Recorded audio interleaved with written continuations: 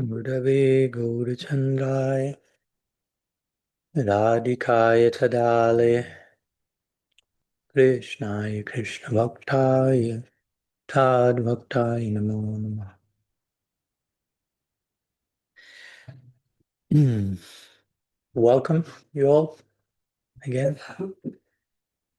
And thank you so much for joining us. Today's, at least for me, our last meeting here in New Zealand for this time being. And yeah, we wanted to invite one more time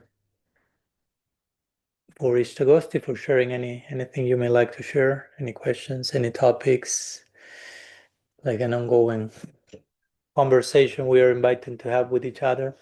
And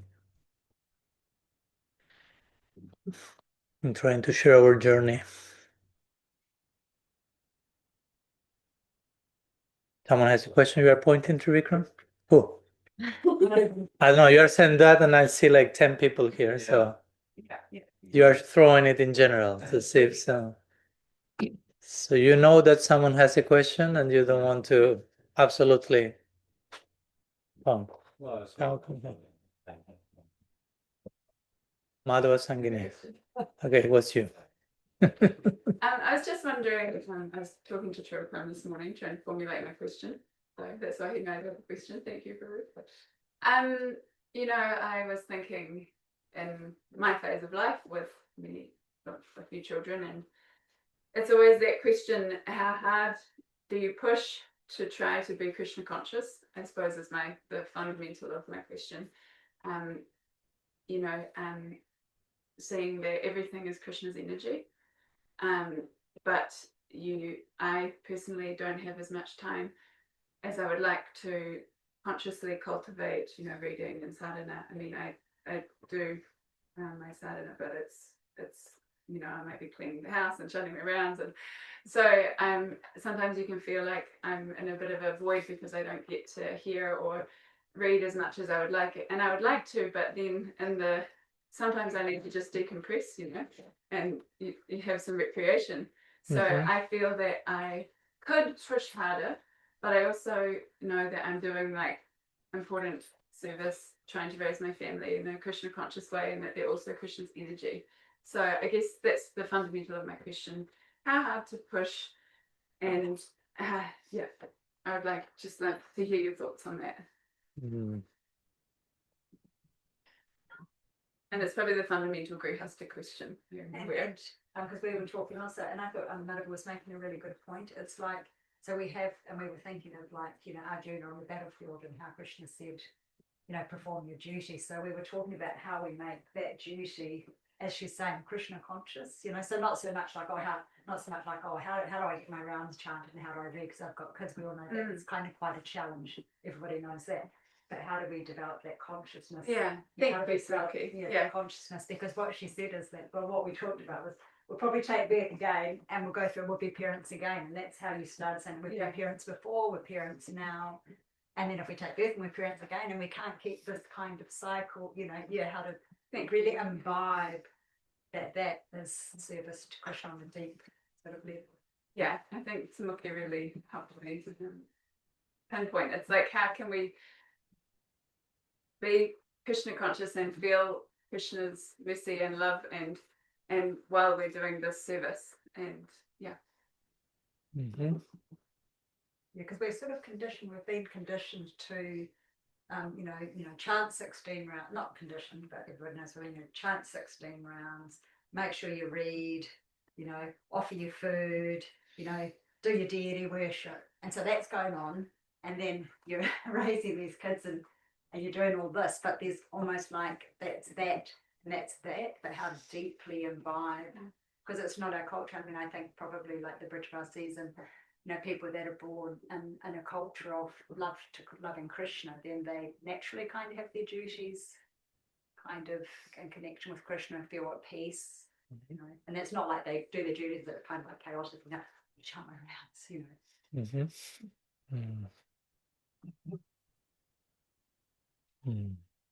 Yeah, I trust that your gut already knows the answer to the question.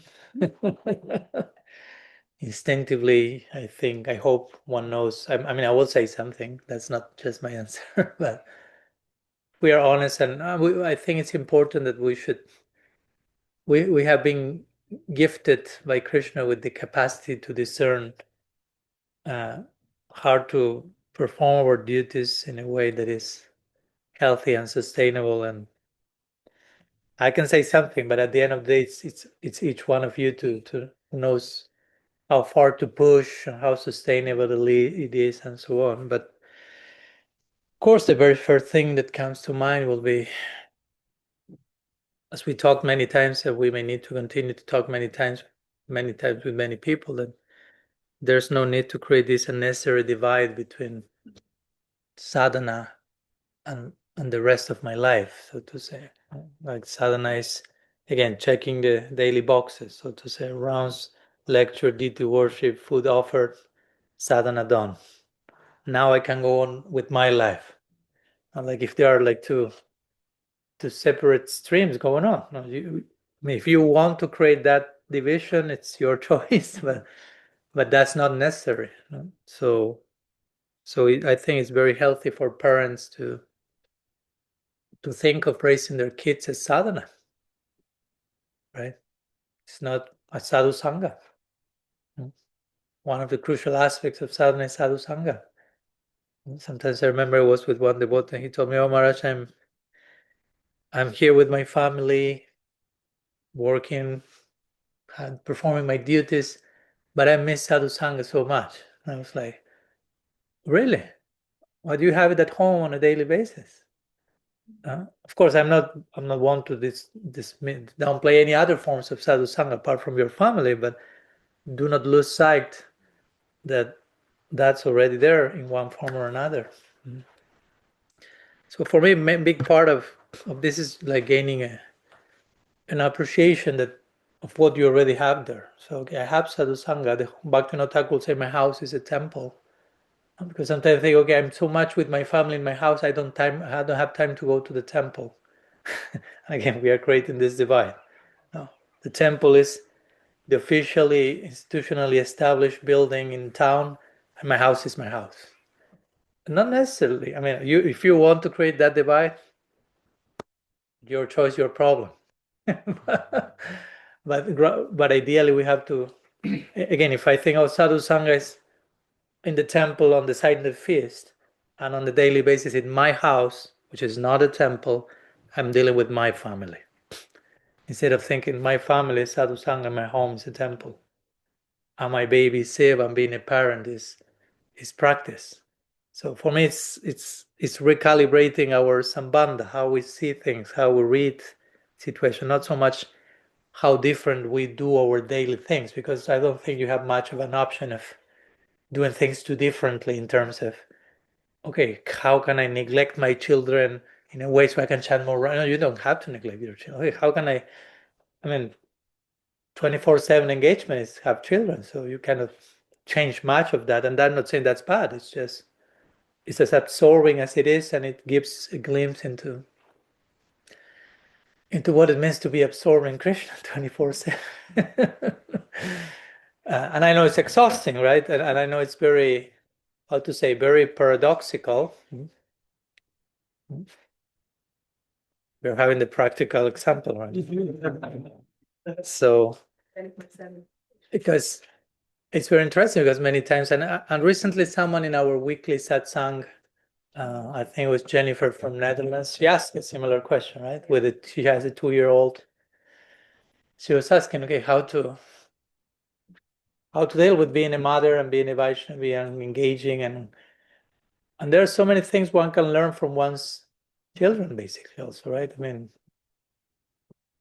children can be gurus in so many ways, and they are mirroring, I don't know, a few things that come to mind that I remember we shared on that day. Like, all traditions say you should become childlike to enter the kingdom of God. Doesn't mean you have to regress to being a 2-year-old boy in every sense, but sometimes we take our adulthood too seriously, and we lose the sense of wonder and surprise and exploration and presence and openness and being in the present moment. They are fully in the present moment. Of course, they have no responsibilities. That's why they can do that. And you have to take care of so they can play, so to say. But eventually, we have to go back to an integrated place. There's one author called Paul Ricoeur. He will speak of the first naivete and the second naivete. So naivete is like an innocence. So you have the first innocence, like these beautiful children are expressing and exploring. Then we become adults, and then we have to reach a second naivety, a second innocence, where we integrate adulthood and we become childlike in an enlightened way. And generally, every great sage or saint, they will be seen as having their childlike face. I mean, very adult and serious and responsible, but also very open to wonder and awe. And so children somehow in their own way, as much as they can, they are mirroring us to us adults. Don't forget to be a children. Don't forget to play. Don't forget to explore. And sometimes it's exhausting for us to have a daily mirror reminding us how boring we have become.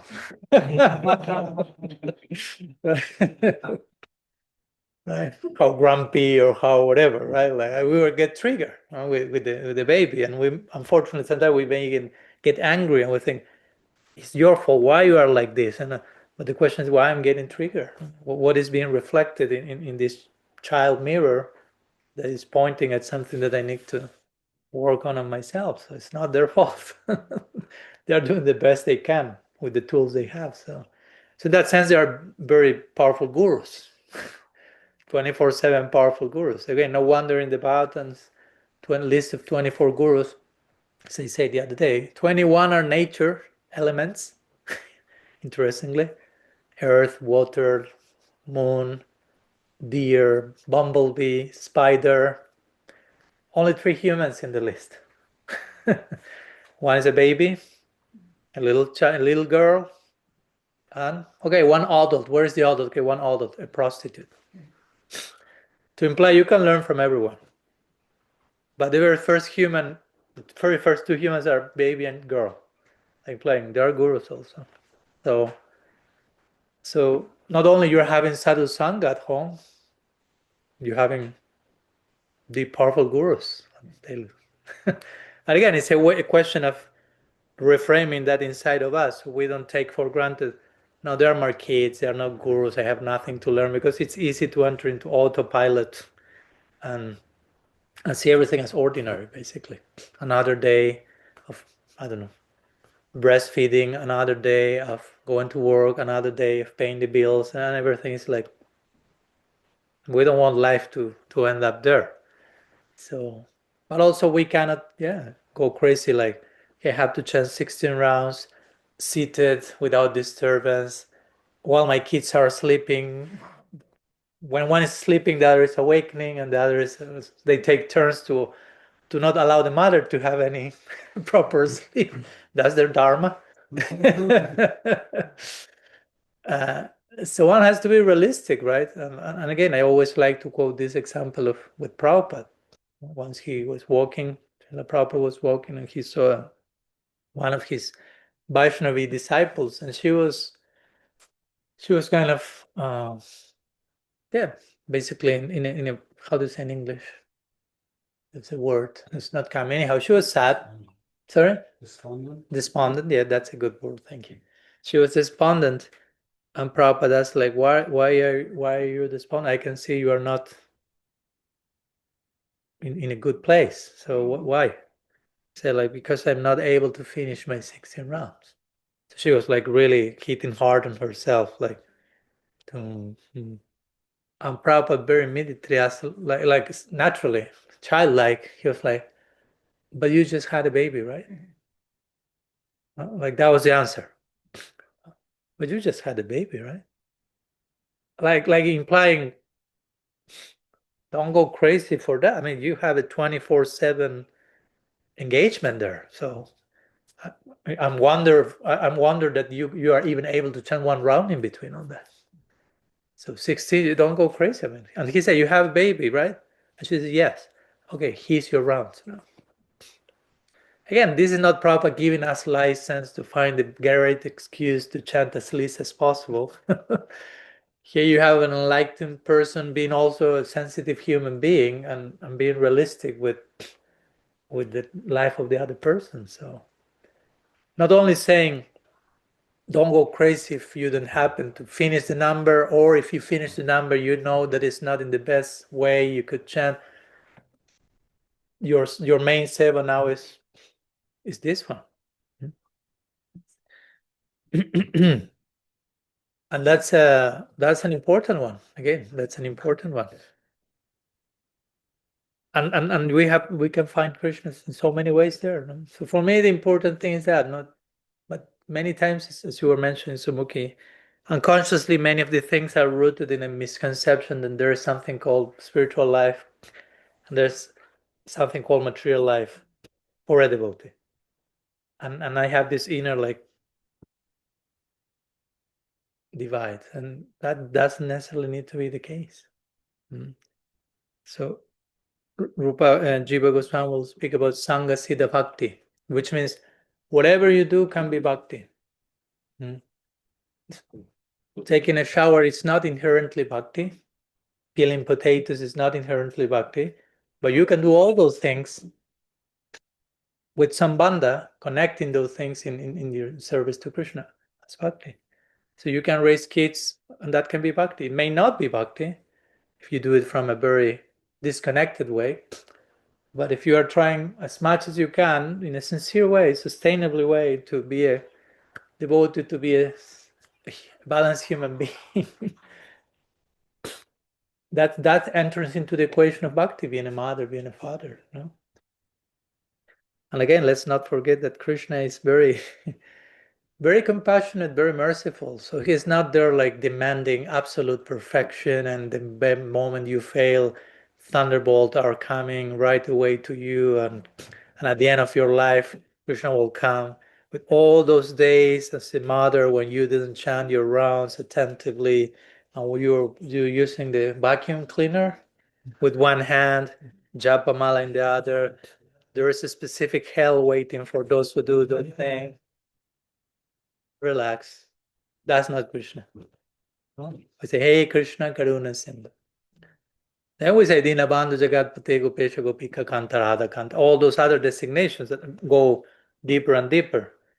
It concludes saying, he's the lover of Sri Radha, Radha Kanta. Where it all begins, Karuna Sindhu. He's an ocean of mercy. Get that one right first. And because he's an ocean of mercy, Karuna Sindhu, Dinabandhu. He's a friend of those who are distressed. We are very distressed often. He's our friend in those moments. Jagatpate, not only ours, Jagatpate of the whole universe. He has this universal friendship and compassion. And then we can go more to the specifics of the Lila, Gopesha, Gopika, Kanta, Radha, Kanta. But you have to have the foundation in place. Krishna is not my enemy. Krishna is not angry at me. Krishna is not resentful. So, yeah, being a parent is a very important service. This I wouldn't say is less important than being in anything else. I mean, I'm a sannyasi. I'm not a parent biologically, but I will never say like, "Oh, you parents are so inferior in your service than us renunciants." That would be nonsense. Many times, being a parent, not to say most times, demands more dedication than not being a parent, than being a monk or whatever. So, I mean, everyone is invited to dedicate themselves in their own way. I'm not saying one is better, one is worse, but yeah, there is a beauty in that. As it's exhausting, and it's very paradoxical. Also, we were talking about that. I remember with Jennifer when she asked that. Being a parent means embracing also paradox in a very interesting way, because I love my kids, but they exhaust me. It's not their fault, but I'm exhausted at points in that bumper. And you have to accept both. It's not that the fact that you are sometimes exhausted means you don't love them anymore. But it doesn't mean that the fact that you love them doesn't mean that you are not exhausted or that you cannot be exhausted. Because I'm loving. If I love them, I'm not supposed to be exhausted. No, both things can coexist, and sometimes you need a break from that dynamics. Sometimes you can take the break, sometimes you can. But taking the break doesn't mean that you're loving them less. So one has to deal with all these things. It's not like it's one or the other.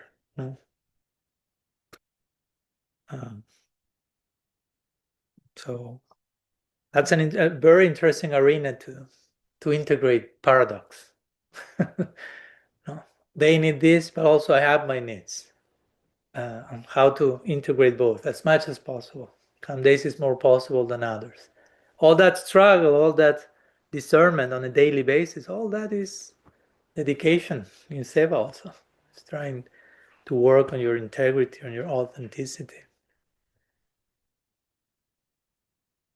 And again, Baba Grahi Janardana, at the end of the day, Krishna is seeing the intention of our heart. He's too essentialist, too much of an essentialist, in a good sense, not too much as something bad. So we sometimes we are not that essentialist, so we cannot conceive how can someone skip so many of our imperfections and just see our heart. Sometimes we're still trying to perform perfectly. So Krishna is happy with us. And Krishna is like, I'm seeing the heart of your heart, and if you're honest and sincere there, that's it. I'm not saying how you fell short of this and that yesterday, today, tomorrow. I mean, life happens. Again, Krishna Srila Maharaj once, he will say, like, we are not here after perfection. Perfection, he will say, is more a demand of the ego. Have to be perfect. You have to be perfect. This has to be perfect. More the ego, an insecure ego demanding perfection. An insecure ego cannot deal with imperfection. Doesn't have the capacity to what to do with imperfection, how to accommodate that. But real perfection has to have the capacity to include imperfection, not to exclude imperfection. I will repeat that again, just in case. Real perfection has to have the capacity to include imperfection, not to exclude. So a loving person, a loving God, they will include us with our imperfection, not exclude us because of our imperfection. So we are receiving that, and of course, as parents, we have to extend that to our kids as well, because kids are pretty imperfect, but they are beautiful in that imperfection. There's beauty in imperfection, right? They are messy, they are unfiltered, they are raw, they are wild. But there's beauty in all that. Again, and many times that's challenging for us because we many times have lost touch with the wilderness inside of us. We have become too much fitting in the expected boxes of society, of institution, of social dynamics. I'm a good boy, I'm a good girl. I know I'm not perfect. At least I have learned how to show myself perfect. And those are layers and masks that need to be dismantled, and that's why kids come into the picture. That's why the whole cycle exists like that. You're a kid with your wilderness and exploration, then you become an adult. Probably you ended up too much fitting into boxes. Then you need to have children, so they come to dismantle that for their parents.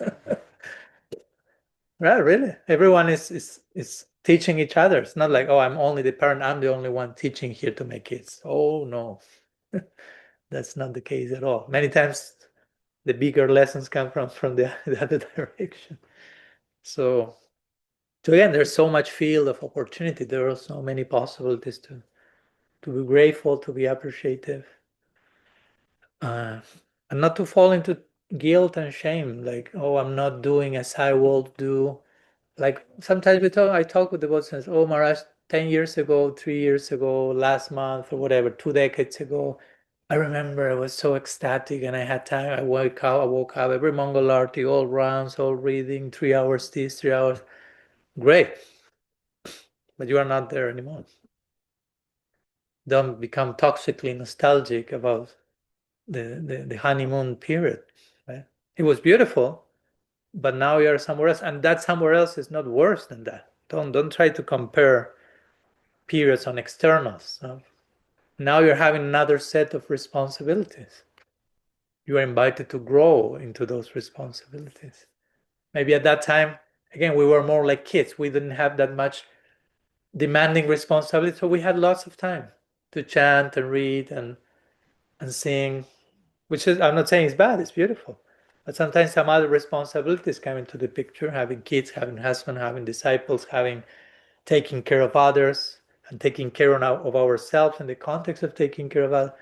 And that's more complicated, more messy, but that invites us to grow to another level. Even if in the external way it seems that you are diminishing some of the quantity of what you used to do as your daily quota, so to say. Again, it's not about numbers here. We are not impressing Krishna with numbers. Again, Rupa Goswami gives these 64 angas of bhakti, and there's people attaining perfection by dancing in front of the deities, some other people by doing this, by doing that. Yashoda is not chanting 16 rounds per day, just in case.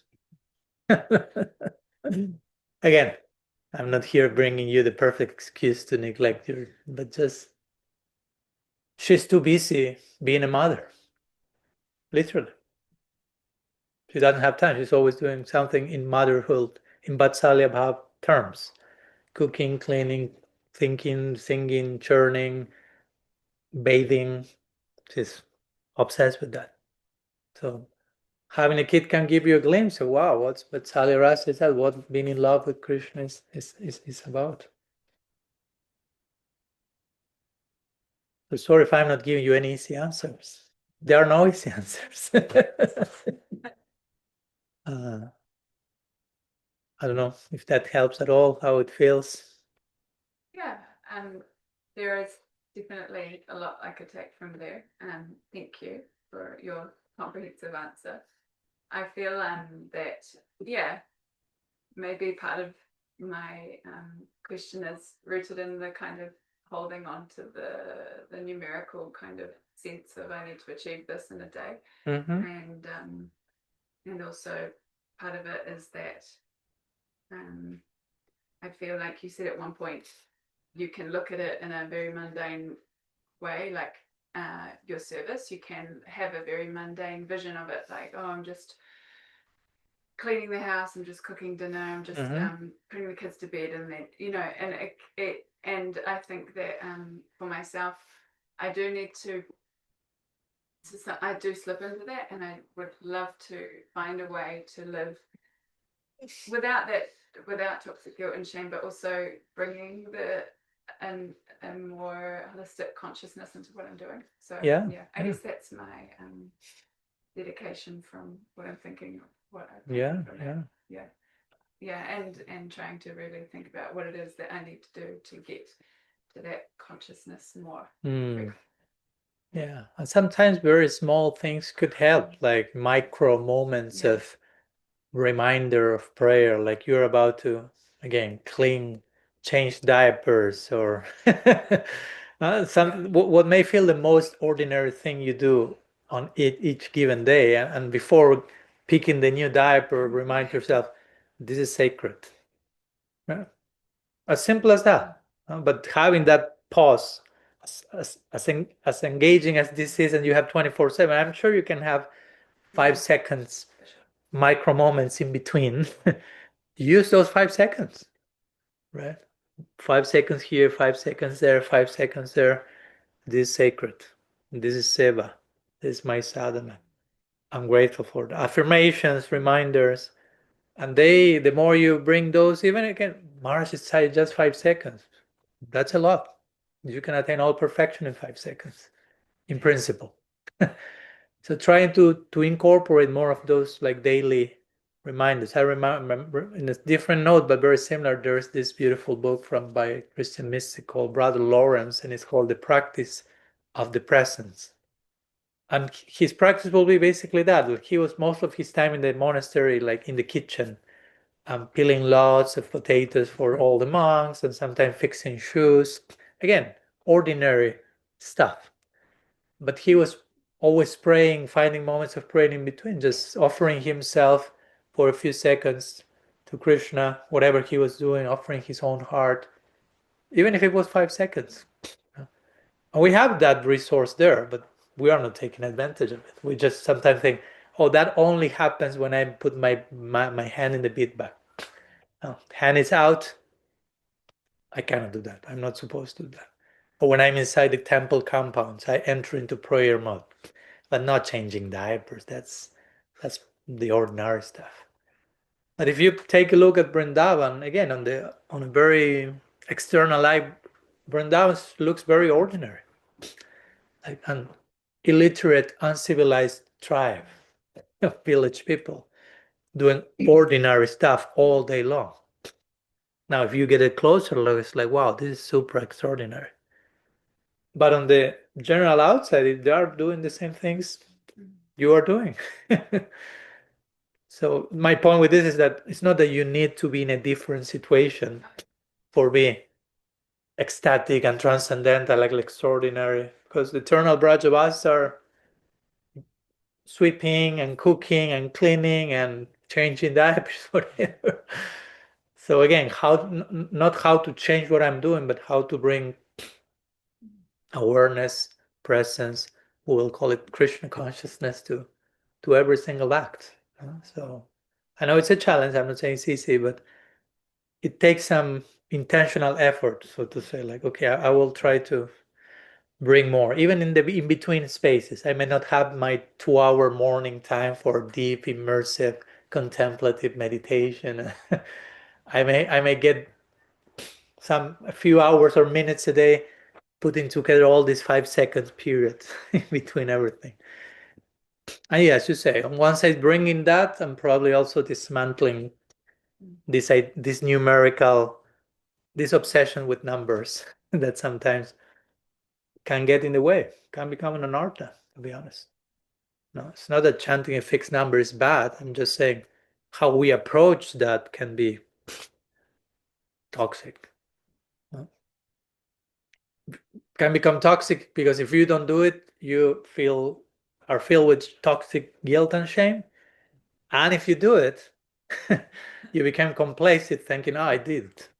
So I don't need to bring quality. It's just bringing the daily quota of quantity, checking the boxes. I'm done. Nobody can tell me anything. I'm legal now.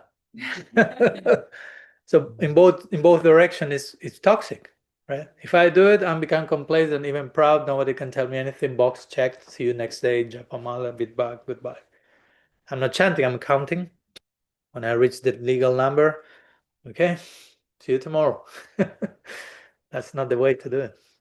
And if I do not do it, I start a weeping festival. Weeping and weeping. Like, I'm so bad, I'm failing terribly. What will happen to me? Like sometimes I remember talking to one devotee and she was pregnant, she lost a pregnancy, she was going through a lot of complexity.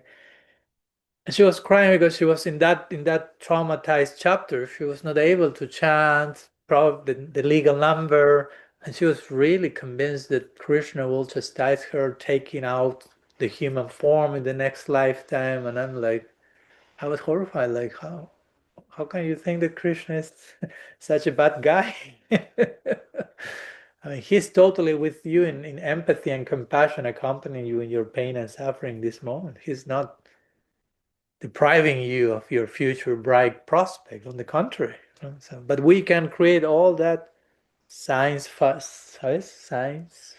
fiction movie in our heads. And this Krishna, he's feeling this for me, and I'm that, and that's all in you are tripping in your head on it. That's not the actual reality. So yeah, I think it's good to dismantle that part and to on that foundation bring in more positive light and trying to bring presence, awareness, and positive gratitude in the in between breaths that you breathing spaces that you have. This sacred, they are my guru, I'm grateful for this. Over and over again till you start to actually believe it somehow, right? So Add something. yeah, of course. All the mothers, please bring your contribution. I'm just talking theoretically here. Messed up my motherhood with all the misconceptions you mentioned. Anyway, maybe I've learned something in retrospect. I'm learning from these young mothers. But I just want to say about the chanting of the holy name and numbers. My Shikti Guru, Bhakti Vedanta Narayan Goswami Maharaj, used to say to initiates, they would be there at his feet receiving Harinam initiation, and he would say, you must chant 64 rounds a day. That's the standard. And the person would think, what? So and but he did that just to establish the importance of the holy name, being with the holy name a lot. But then he would say, if you can't chant 64 rounds a day, then you can do 32 rounds a day. And if you can't do 32 rounds a day, then you can do 16 rounds a day. And then he would say, and if you can't do 16 rounds a day somehow, then you just take whatever number is comfortable for you that you can do comfortably, but try to do it as nicely as possible and look at increasing as your life goes by. Mm-hmm. So I thought that was just a wonderful way. First of all, he would establish the importance. You don't just minimize, you look at quantity eventually. But for your own present situation where you're at now, at your particular stage of life, then it doesn't need to be an official number. Mm-hmm. It was a different thing that we'd heard from Srila Prabhupada, but it just made so much sense. It just broadened the understanding. I would say that, yeah, thank you for that, and I appreciate that, and I totally resonate with that. And I wouldn't say that Prabhupada was that different, although it may seem like, because he brought he said 64 rounds when he came to the West, and he looked at the face of his disciples, and then he was quick to adjust, right? Most of them were like, what? Okay, 32, still horrified. Everyone. 16, and they were like, okay, we think we can do that. And then he was at the time sustainable for most, and he stick with that, and it became some kind of a formula, like it's the official number. But the spirit was basically the same, I would say. Some people may disagree with me and say that's your reading of Prabhupada's spirit, but 16 is the number no matter what, no less. Sometimes some may say no less, no more even. If I chant 17 rounds, I'm looking like you are strange. Why not 16? So sometimes these are symptoms of getting too attached to one way of doing it. But yeah, as the example I gave of Prabhupada with the mother, I mean, he when she was torturing herself by not being able to reach that number, he was like, of course you cannot chant 16. Like he was absolutely empathic. So he may have said something more officially in a general way, but by knowing how he dealt on a one-to-one level with individuals, you could see there was common sense in him. There was a way of adapting to each local case. So I know that sometimes institutionally some of the things may be strongly established, and it may create complex dynamics for that. And that's a whole big conversation beyond even the chanting regarding, and we have talked about that many times, about vows, right? That sometimes you take vows and you are not meant or supposed to break them ever. And if you do that, again, which hell is waiting for you? I mean, I'm joking, I'm not saying that, but some people may think like that.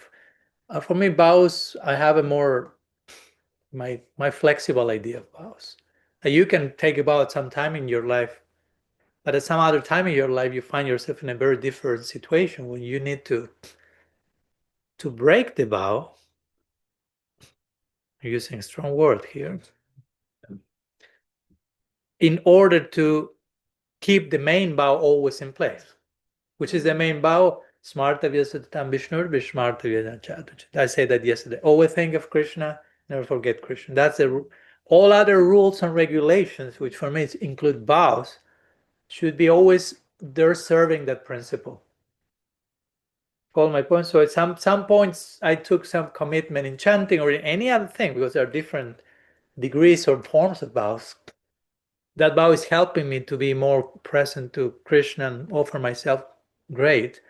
At some other time of my journey, for whatever reason, my life changes just in case. And I may see that the vow and commitments I accepted 25 years ago are now getting in the way of my offering myself in the best way. So I may need to break the vow to keep the higher vow. You follow my point? Again, with this, I'm not promoting, hey guys, go wild, go crazy, do whatever you want. I'm not saying that. I'm just saying what sometimes helps at other points is no longer of help. So that requires a discernment and a proper guide to know how to adjust. Like they say, those who really nicely follow the rules are the ones who know when to break them. Again, I don't say break your rules without ever having following them to begin with. No? So, and again, the breaking of a rule is only to keep the spirit of the rule always in place. So actually, you are not breaking any rule. All rules are there to serve love.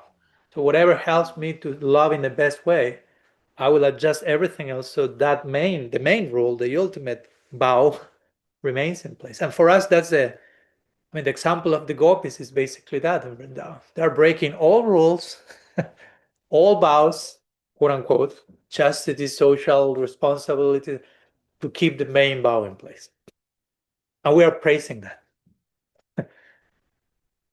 Again, we have to understand that properly with maturity and know how to apply that in our corresponding moment. And with chanting, that's the same, I would say. Again, I'm not here getting in the way of whatever vows you have and you and your guru, and I'm not telling you what to do with your life. And I'm just saying, I know cases of devotees who committed themselves to a certain number, whatever that may be, and eventually they found that it's not possible. So they had a talk with their guru or between them and their God, and they readjusted that to something that was sustainable in quantity and provided them more quality presence during that time. And they, like, to give you an example, some people, I've heard many times, will say, oh Maharaj, I committed myself to chant this amount, whatever, and I'm finding myself just obsessed with reaching the number. It just has become that.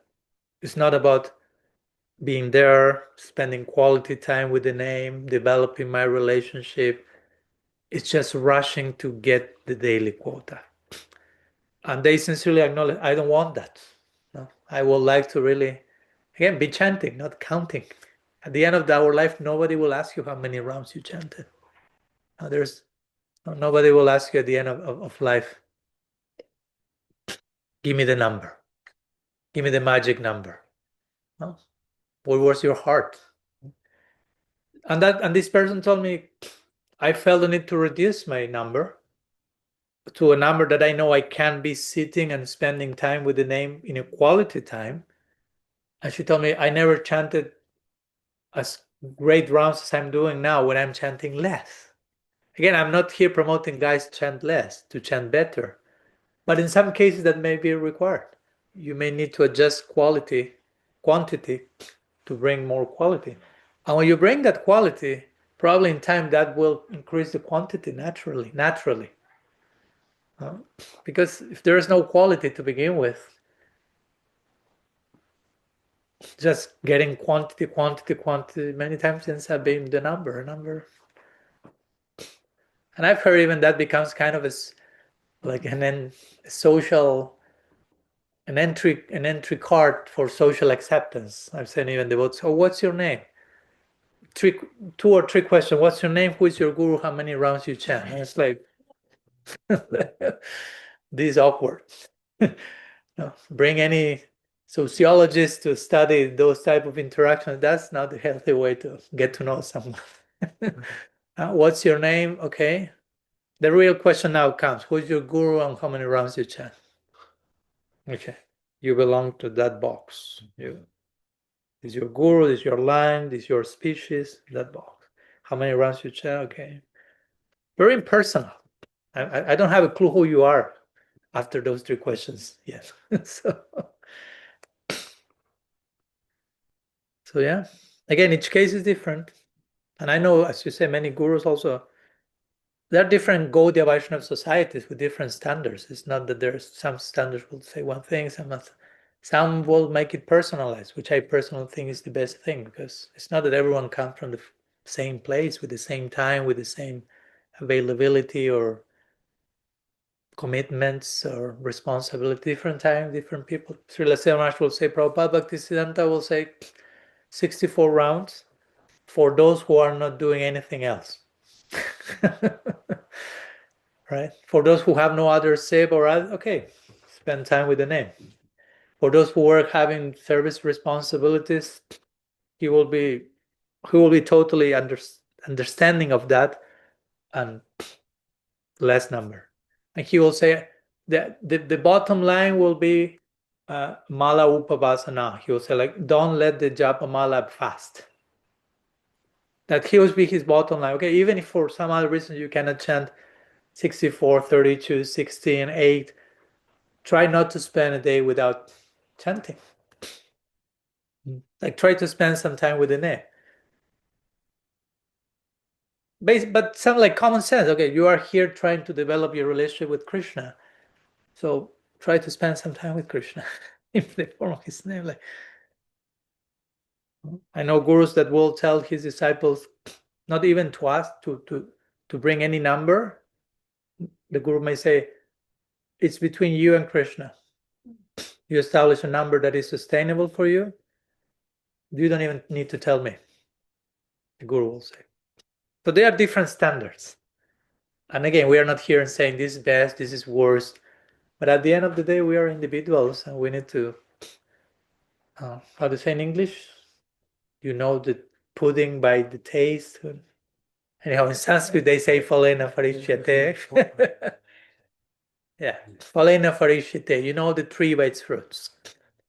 So if I'm chanting my 16 rounds legally every day for 3 decades, but I'm just actually counting and not much is going on inside, and I'm just mechanical checking boxes, I should pay attention to that fruit and do the necessary adjustments.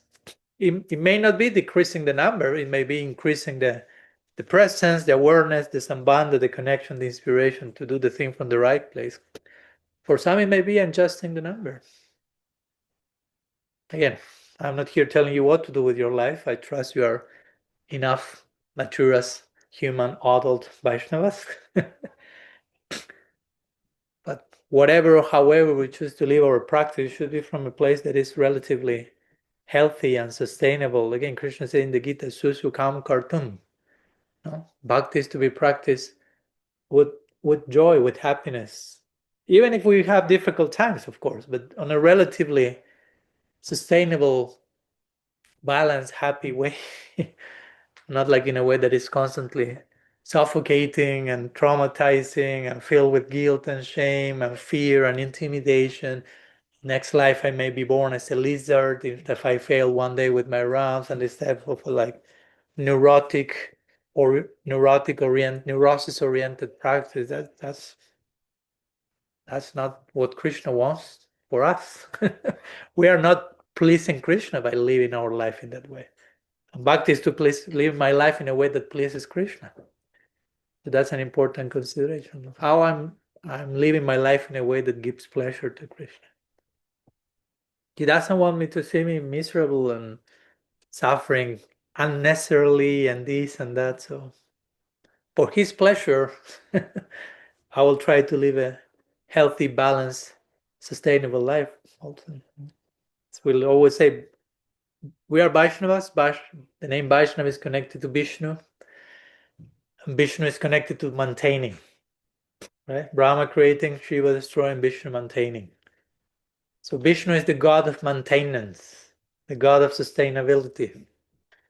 We are Vaishnavas, means we are meant to properly represent our God, properly embody the spirit of maintenance and sustainability. So we have to live our lives in a way that is sustainable. That's what being a Vaishnava means.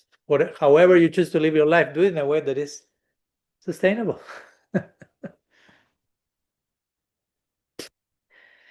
Anyhow, Madhuri Amrita. I have a question. Sorry if it's a bit silly, but you were just mentioning how in Vrindavan, in the Vrajavasis aren't, the Manifiesto is not, The Brajavasis are? they're not doing japa because they're fully absorbed in serving Krishna. And is japa like a sadhana for those of us that are not fully absorbed in Krishna? Because then there's also saints in Vrindavan that are chanting all day. Yeah, but they're also absorbed in Krishna Lila. So I don't Yeah. understand what's Yeah, the yeah. role of japa. Of course, I say that like to make a point, because of course, when all the Brajavasis come on earth in Gaur Lila, they're all chanting japa, right? So I'm not saying that to say, but in Braja Lila, the unique dynamics of that Lila, I mean, they are not sadhakas, or they are not acting as sadhakas. In Gaur Lila, all the siddhas, all the perfected beings in Vrindavan are acting as sadhakas. So that's why for us, of course, it's very important to learn to enter Vrindavan through Gaur Lila, because all these Brajavasis are coming as devotees, so we can relate to them maybe more easily. So they are doing sadhana, they are showing how to do sadhana. Of course, we may not be able to fully imitate them. But I made the point of Yashoda or Brajavasis not doing sadhana, like just to make the point that their sadhana is taking another form, basically. They're absorbed, the fruit of their sadhana is coming in the form of treating Krishna as a child and attending him. And so trying to relate, of course, I'm yeah, it's raining. So mothers, please do your duty.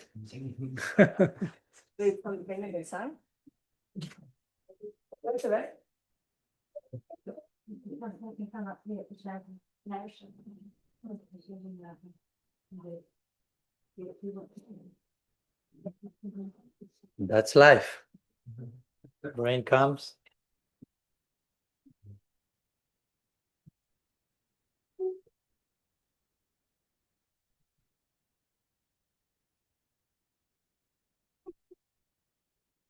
I also have my emergency. Can you bring the towel from?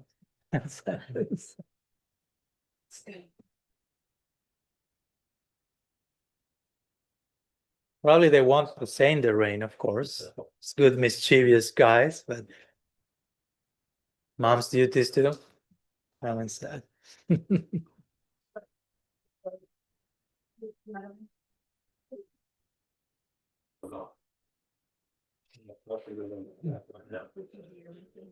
I don't know. It's too disruptive to the topic. It's kind of complicated in the scene. You know that podcast with Renovación and One second. Can you close that door, Ramachandra? Because I'm not here actually. So I can come closer. yeah, well, yeah. You recall that podcast by Namras and Hari Prasad Okay. about that whole thing between the Vaidhi and Raganuga and Vaidhi. And he was explaining a little bit about a number of the things that get into more of this. Sorry. She's coming back. And that was a pretty disruptive question. And it's a great one, but in between it's a little bit like, we will go there in a minute. Can you say that? Keep it that in pause, don't forget it. No. Yeah, basically that's the point we were making, and that in Vrindavan there is a certain mood to the lila where you won't find the Brajavasi waking up for Mongol Arctic and chanting. But they wake up at that time, and the Mongol Arctic is different. They have these descriptions in Govinda Lilamrita or others that Yashoda is seeing Krishna in the morning, and with her eyes she's like seeing him, and the flame of her love is kind of the ghee lamps that you will offer in Arctic. So and instead of offering Krishna like a conch shell with water, like tears come from her eyes, milk come from her breast, and she's bathing Krishna. So all the elements of the Arctic plate come organically through her own body. So without officially doing arti, she's doing arti. Right? So that's how sadhana happens in Braja Lila. And maybe nobody's like officially, okay, let's bring Mridanga and Kartan and start Kirtan. But they're all doing Kirtan all day. And they're turning bhatras, it's described in scripture, and they will sing the names of Krishna. So it's not happening in certain way, but it's happening. So of course, when I say she's not chanting japa, it's not like a way of saying she's not engaged in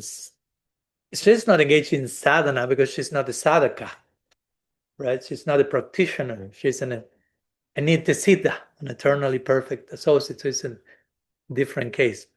But I just invoked her case to make the case. Okay, she's the mother par excellence. She's too busy serving Krishna. So a mother here, though mothers here are sadhakas, still can relate to her absorption in her child and how, yeah, I can relate to that. Yeah, sometimes I don't have to do my sadhana like sadhakas in Gaur Lila will do, like Rupa Goswami, Raghunath Das Goswami as a mother. But those sadhakas in Braja Lila are so absorbed in serving Krishna. I'm doing that. Whenever I can, I chant the name.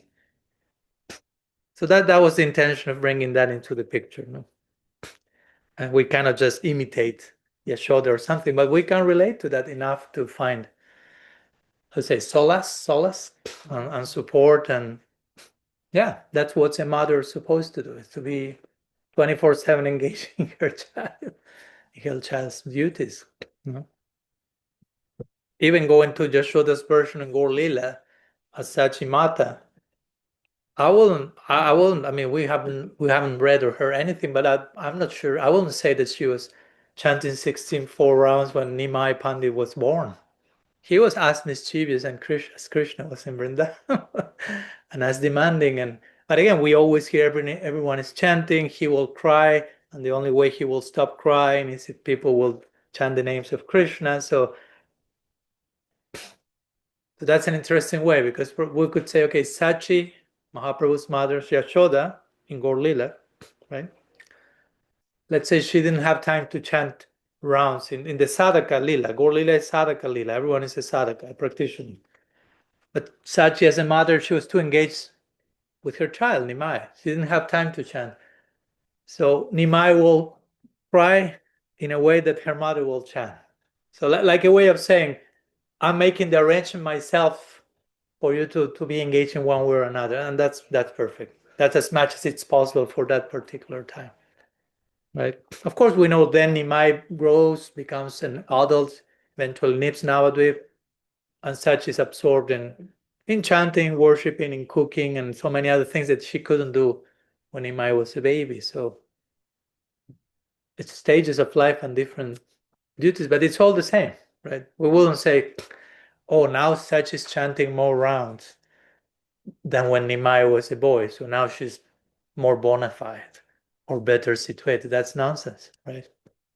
Or now she's having more time to worship the deity and offer prasad. When she was with her baby, she didn't have time for that. No, now she's better situated. We cannot make those types of comparisons or parallels. All of them were perfect in their own way, in the same way.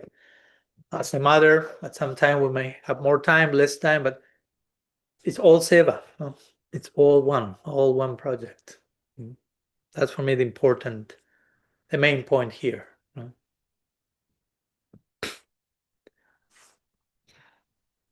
Does it help?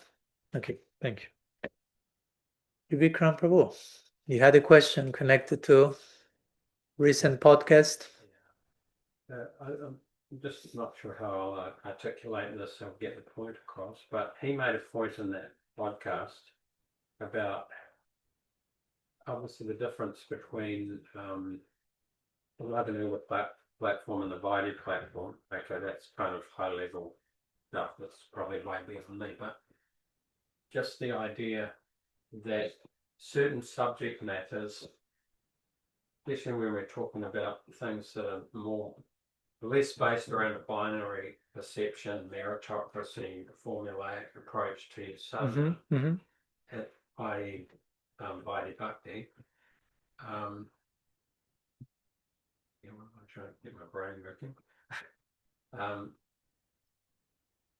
That as opposed to things that are more based around a non-dual understanding of reality, everything being connected, and kind of a lot of the concepts that you present yourself seem to come from that place, from a very unified, bigger picture perspective that informs our practice, our decisions, and so many things that allow us to kind of have well, for me personally, almost a new chapter in my life to see that there's a whole different way to see my approach to Krishna consciousness. Now, obviously, some people aren't emotionally mature or ready to incorporate that, and for them, the whole formulaic, box-sticking, externalized approach is just what they need.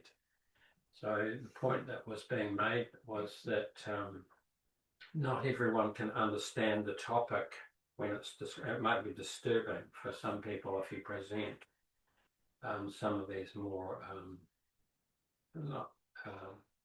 more esoteric ways of perceiving reality, the non-dual approach to reality. I don't know if that is the right use of the term, but that's what I mean. I'm probably confusing things, but yeah, the idea of being able to understand Krishna consciousness in a sense that, just like understanding Krishna's unconditional love for us. For some people, that's quite a difficult concept to apply initially because their psychology is steeped in atheism. And so there may be a little bit of a quantum leap to get to that type of approach to how to give them, inform their faith and so many things. So I guess the question is, how much or how should we employ discretion in explaining various types of topics to certain types of people? Definitely, it seems like there's quite often a bit of a pushback when we talk about things in a certain way, especially in the purview of an institution with kind of paradigm, because things have been necessarily ring-fenced to create a kind of a approach that's quite simplistic but digestible for a particular type of audience.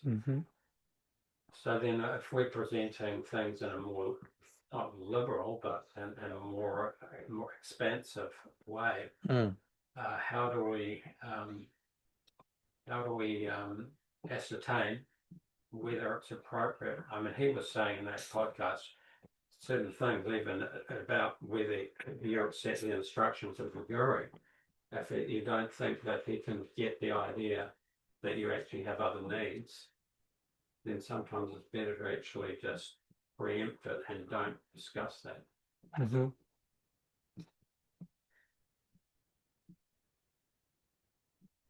don't know if that's clear or not, but that's all. I think so, yeah. There's a lot there, but I'll try to say something. I suppose it's not so clear for me to articulate. Badra? Just hearing his expression.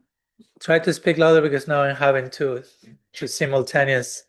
Hearing Prabhupada's expression, Yeah. I'm just wondering if it might, you might add into your answer, if appropriate, the difference between the letter of the law and the spirit of the law, as mentioned in the Bible, and niti and kriti in the tradition. Just pay like that, just tell me how that has anything connection with food. Okay. Yeah, there is a lot of things we can say and lots of places we can go. I'll try to, as much as I can, say something without taking 5 hours of you, because there's a lot to say about that. A lot to say about raga bhakti, vaidhi bhakti, and sensitivities, audiences, and the how to find proper sanghas to share personally and to give everyone what everyone needs, and so on and so forth. Of course, again, vaidhi-bhakti, Raganuga bhakti is mostly the difference between the two. Again, this is a long conversation, but mostly the difference between the two is the inner approach, not so much what you are doing on the external side. That's how clearly Rupa Goswami makes the point. He first defines vaidhi-bhakti, and then he basically says, shares some verse about Raganuga bhakti, but definition of Raganuga bhakti is more about internal mood and approach, not so much externally. They may be doing the same thing, but as you said, if you are doing it because I have to do it, checking the boxes out of fear of the consequence of not doing it, that falls in the box of vaidhi-bhakti. Even if you are doing something very Raganuga like so to say, like, I don't know, some Gaudiya Vaishnava lineages, they have this siddha pranali, the bestowal of the guru of a spiritual identity, or at least of a model to meditate on a certain spiritual identity. And I remember reading, for example, from Anantadas Babaji, who will be one of the main exposers of Raganuga Bhakti. He will say, even if you see it and you have received a siddha pranali from your gurus, Ekadash Bhav, all this information about who you are in eternity, and you sit and try to contemplate yourself, seeing yourself serving in the lila, which all sounds pretty esoteric. But if you are doing all that just to check the boxes, that's vaidhi-bhakti. If you are doing that out of duty, out of I have to sit and see myself and do, that's not Raganuga. So that was interesting for me. Because again, it's not so much about, he's sitting every day and meditating about himself being a gopi and painting Radha's feet or bringing, that's so Raganuga, and so depends on from which place you're doing it. It can be really vaidhi. And again, you can be doing something on the externals which seems very ordinary, and it can be like being a mother. Again, I'm not saying it is ordinary, but for some mothers it could feel ordinary, and you can be relating all that experience to Yashoda's experience, and that's pretty much in a very fascinated way and a very connected way, and that's way more Raganuga like than the one who is doing something overtly very esoteric but internally very formulaic, right? So just to make that point clear, which you made it there. Also personally, and as you may know, I'm especially fond of Srila Bhakti-Dev Goswami Maharaj. He's kind of my main DNA, spiritual DNA since day one. I joined Bhakti. And he will be very famous for intentionally not talking too often about higher topics. Not because he couldn't, but because he was very intent on first laying a very deep foundation on basic topics. So that was kind of his mood, which I really appreciate, and I think it's very much in the line of his own Gurudev Bhaktisiddhanta Saraswati Thakur. He will not speak about higher topics, but he will be speaking mostly about basic topics in the highest possible way, which I think is very necessary qualification that we need to go through. Not like, okay, I'm already done with this karma, soul, world, material world, let's go to the deep stuff. No, learn to go to those things, basic things. Nothing is basic ultimately. And when you go deep, as we were talking that day, let's go deep into material energy. And you realize that, wow, there's a lot here. This starts to sound pretty esoteric. Even though we're talking about material nature, you feel like you can touch a moment of awe and wonder and think, wow, this is super profound. And you can, on the contrary, be talking about the intimate pastness of Krishna and the gopis in a very shallow way. It can happen, and that's very distasteful. Not to rush into the higher things in a very, superficial, shallow, formulaic, immature way. Like, I don't know, if I'm okay, I will giving you here lectures on Vilap Kusumanjali and Radharasa Sudhanidhi and Kalika Ballari and Govinda Lilamrita and all these most esoteric Rasa Shastras. And then the class is over and I'm absolutely dysfunctional in my relationships with everyone. It's like, you can become a professional speaker about the topmost esoteric topic. That doesn't mean you have realized any of that. So knowledge is not the same as wisdom, as realized knowledge, Jnana and Vigyan. So Srila Siddhar Maharaj, he will, and I can understand that approach. It's not that he was against speaking higher topics. I mean, we have nothing against. Because we are so much in favor of the highest topics, we approach to that reality in a careful way, in a way that offers that reality proper respect. Prabhupada Bhaktisiddhanta composed this line saying, Pujjala Raga Pata Gaura Babange. That's a long story. We talked about that in Bagbasar Gaudiya Math when we were in Kolkata some weeks ago. Just some weeks ago. Wow. Okay. Feels like. And how he will say, we worship with reverence the path of Raga. It's not that we worship with reverence Krishna. We want to love Radha and Krishna with intimacy and sweetness and love, but we offer reverence to the path that takes us there. So we do not take it for granted, we do not rush into that, and we take it in a cheap way. And gradually, by offering that proper reverence, we'll be admitted into that department. So all this to say, yeah, I feel personally that it's important to learn to go deep into the basics. So whenever we talk about something higher, it's really tasteful, right? It has to be coherent. It's not like I talk about Rasa Lila all day, and all that material nature subjects are all like nonsense. No, that's not how it works.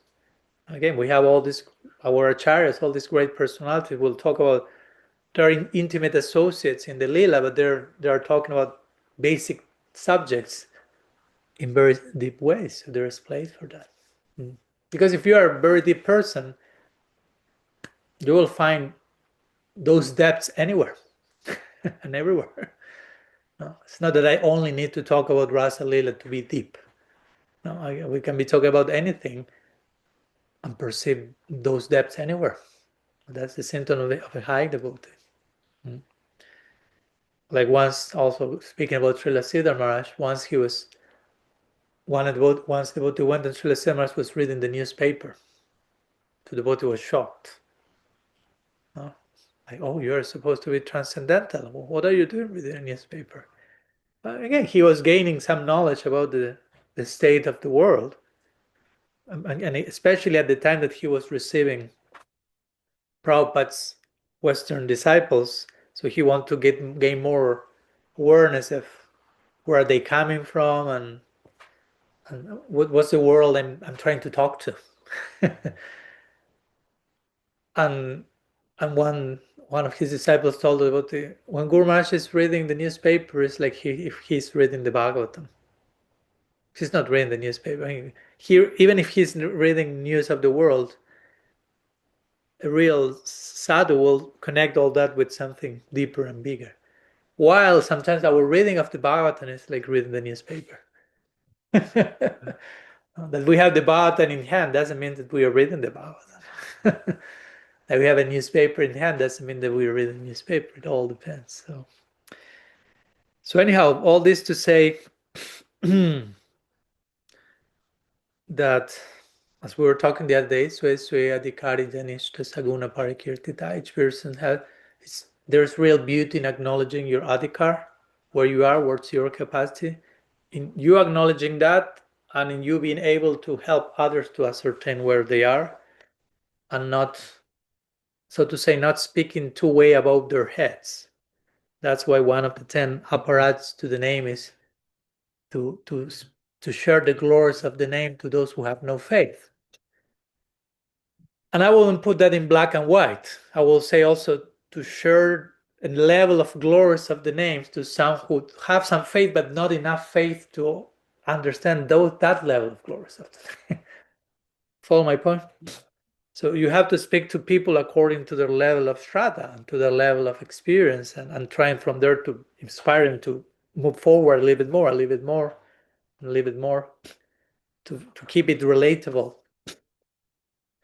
And for that, we need one-on-one connection with people.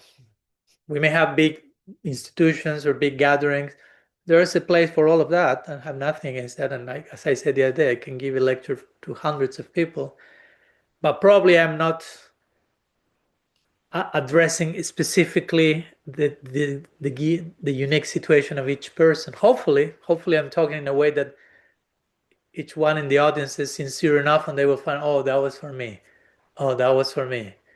That can happen. No, it has happened to me many times. It's strange that you end the class and someone comes a little bit like scared because they're like, did anyone told you about me? And I'm like, oh, I don't know who you are. I don't even know your name. That class was absolutely for me. I was like, okay, great. I didn't have a clue because I don't know you, but I trust the arrangement that can be made if one speaks, hopefully from a place of sincerity, and one is also receiving from that place. That magic can happen. But also we know that apart from that, the possibility of that magic in a collective place where there will be hundreds of thousands and each one feels, oh, that was for me, that was for me, great. But also sometimes we may need a more personalized like guidance, more like tailored, how to say in English? Yeah, customized to our unique given situation. So in terms of where I am, what do I need to cultivate in order to grow, what I need to deal with. So that's why it's also important to have that complement.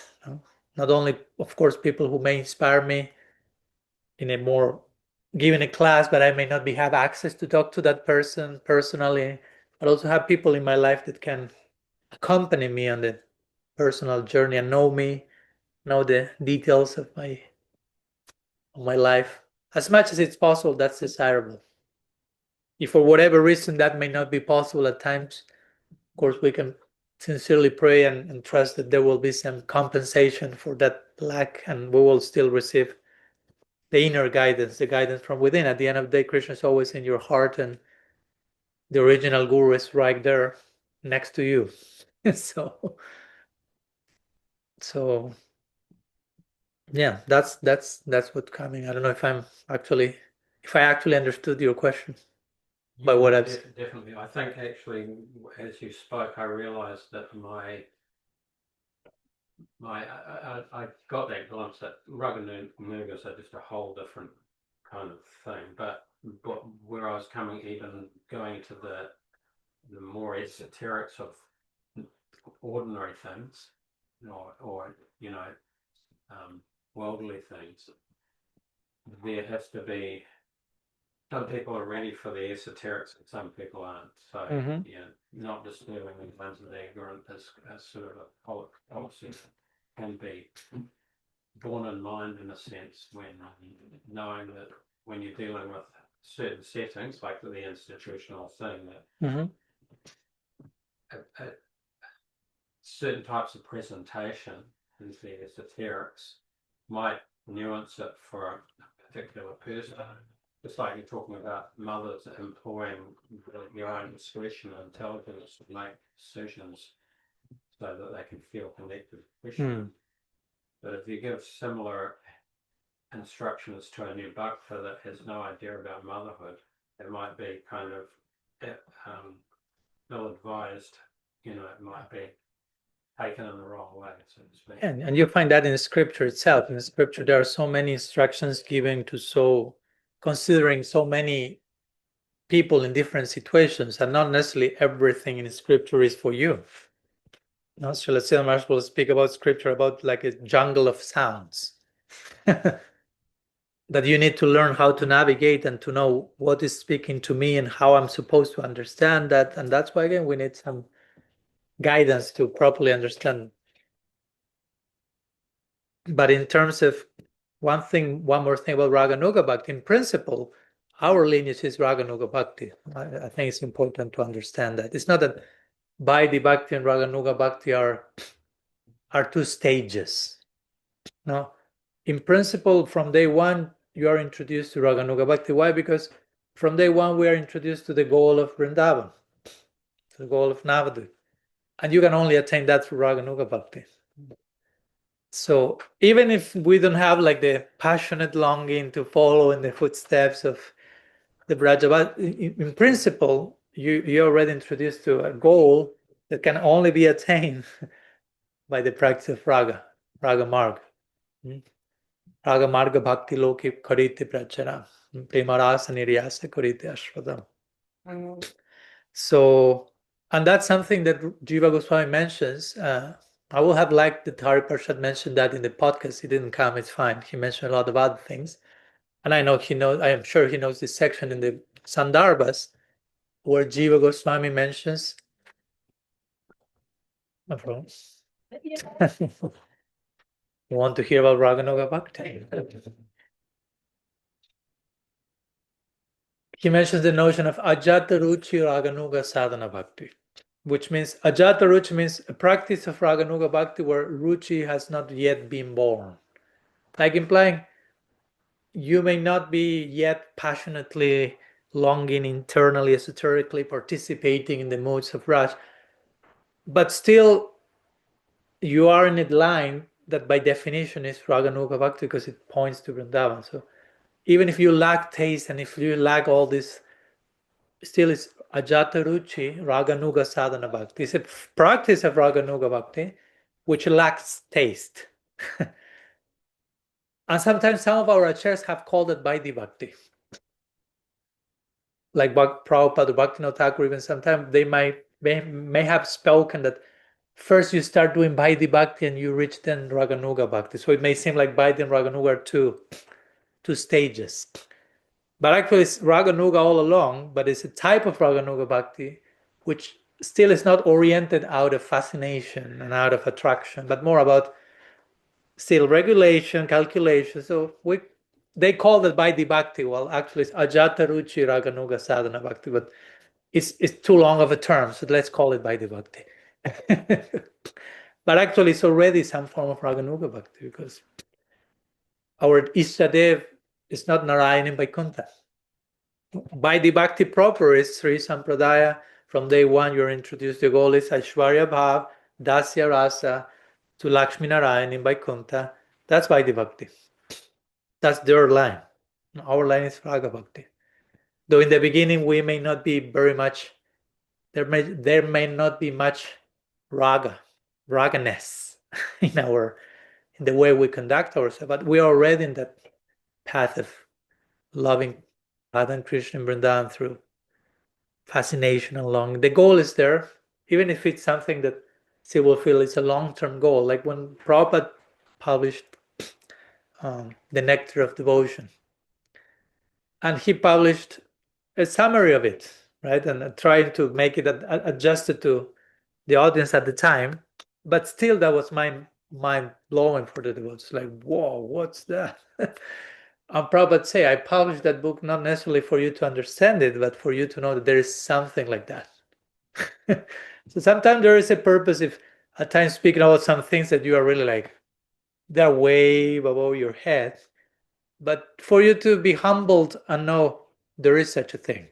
So don't take for granted that wherever you are, I'm already there, I'm already done, I'm finished with this. So sometimes we can bring some of those higher topics that are way beyond our reach yet to bring some awe, fascination, and humility in regards to, wow, there's so much more. In the good sense, no, there's so much more, I'm not there yet, but it's ever evolving. So Prabhupada's publishing some of these works was with that intention also. I'm not expecting you to understand what I'm writing, but I want you to get a glimpse of how far, how deep it can get, and create that fascination, even conceptual and theoretical. You hear that and say, wow.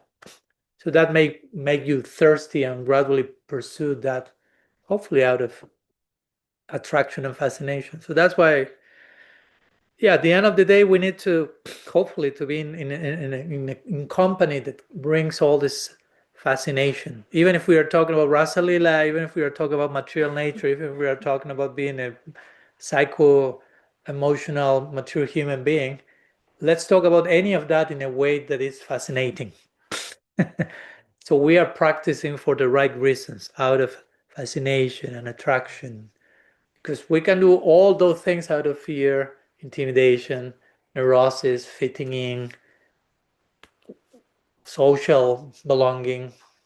So how to create how to be in a sangha where whatever we hear and talk about brings attraction, fascination, openness. That's the spirit of the path of raga ultimately. So,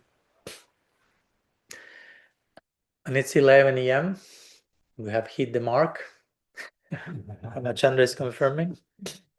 So yeah, maybe we can put the sharing to rest for this time till new time to share comes in one way or another. And again, I want to thank each one of you for being here today, being here all these days, hosting us, feeding us, taking us to swim, and many other things in between. Your company, your presence. I'm very glad, very happy always every time I come here. So thank you so much for gifting me and blessing me with your Sangha. Looking forward to future adventures together. Srimad Mahaprabhu ki jai, Sri Gaur Nitai ki jai, Sri Harinam Sankirtan ki jai, Gaudiya Vaishnava Guru Parampara ki jai, Samavita Bhakta Vrinda ki jai, Sadhu Sangha ki jai, New Zealand Yatra ki jai, Gaur Pramanam. Jai Vanchakalpatarubhyasya Kripa Sindhubhyaiva cha Patitanam Pavanebhyo Vaishnaveyo